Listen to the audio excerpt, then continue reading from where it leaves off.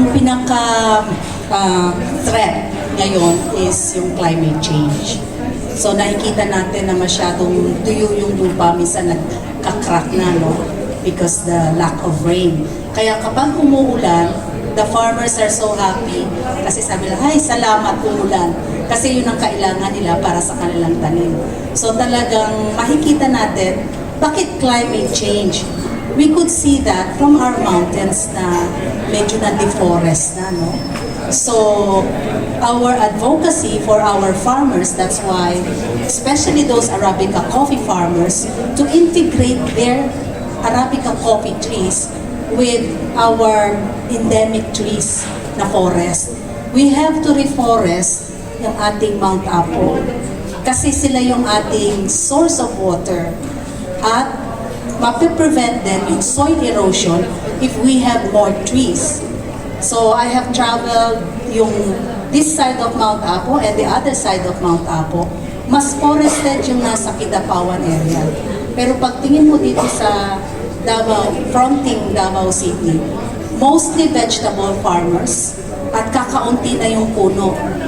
Very important sa forest, yung pinaka-head, kumbaga yung tuktok ng puno, na huwag malalagyan. But if you observe our mountains, some of them are logged. So, unti-unti kapag pinabayaan natin yun, mawawalan tayo ng puno that would hold soil erosion and that would produce water source. So yung kaya nagkakaroon ng problema sa water. So yun ang pinaka-greatest threat. So as we train farmers, we tell them their importance of being the protector of our forest and our soil. Kasi hindi kumikita ka, i-abuse mo yung extraction from the soil. Because the soil is very important na hindi ma-disturb yung mga minerals doon. Kasi yun nagpapabunga at nagbibigay ng magandang lasa or magandang puno doon sa forest. So kapag laging nadi-disturb yun, like in vegetable farming up in the forest, you always disturb the minerals and the ecosystem ng lupa. So dapat ma-educate lang. Kasi noon wala naman tayong ganong klaseng education. So as they increase their income, it should be their responsibilities to plant other trees. At yun, medyo aware na yung ibang farmers na as they plant vegetable, pwede nilang gamitin na rendera yung mga puno at puno ng kape. Huwag puro vegetables.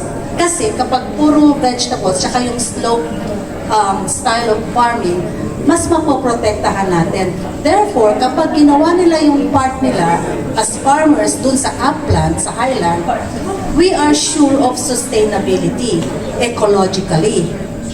You are sure of sustainability economically dahil patuloy na magbibigay yun ng income sa ating mga farmers, no? And then, governance, no, SEG. Governance are the policies that supports all of this. Kaya nga kailangan kami sa RAPSI, we are the ones looking, ano ba yung pwede nating mailabi na policy to protect our forest, to protect our environment, to sustain our farmers so that it is a regenerative form of agriculture. Alright, thank you so much, ma'am. And this time we are so... Our problem is supply talaga. So, if we have 110 million Filipinos and 80% of those Filipinos drinks coffee, only 25% ang nasusupply ng existing farm natin. That's why we are so active encouraging farmers, especially in the upland where indigenous people live, if they would plant it with more coffee trees, at least it helps the environment and it provides income for them. Of course, 3 years pa. But that's the goal, to increase our supply. Kasi talagang very well known na yung ating coffee, no? In fact, we have upcoming Philippine Coffee Quality Competition. Again, Davao del Sur always takes a lot of honor and reward dahil lagi sila nasa top 12, no? So, if we continued on, like I was just in Davao de Oro, and we are encouraging every provinces na magkaroon ng champion at every provinces increasing coffee plantation. Like in Davao de Oro, yesterday, they promised 100 hectares. So, we'll see.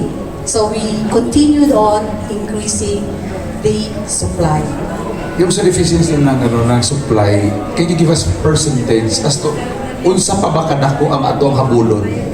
And in diri sa Davao region, asa ang pinakadako nga areas so far as of the moment na naga-supply og coffee? Dito sa Davao region, ang pinakadako na nag-supply ng coffee would be Mount Apo, no? Diyan sa Balutacan, no? Balutacay. So sila ang pinakamataas. And then yung Davao Oriental sa Robusta nila, no? Other than that, yun pa lang ang alam ko na nagsusupply ng malaki.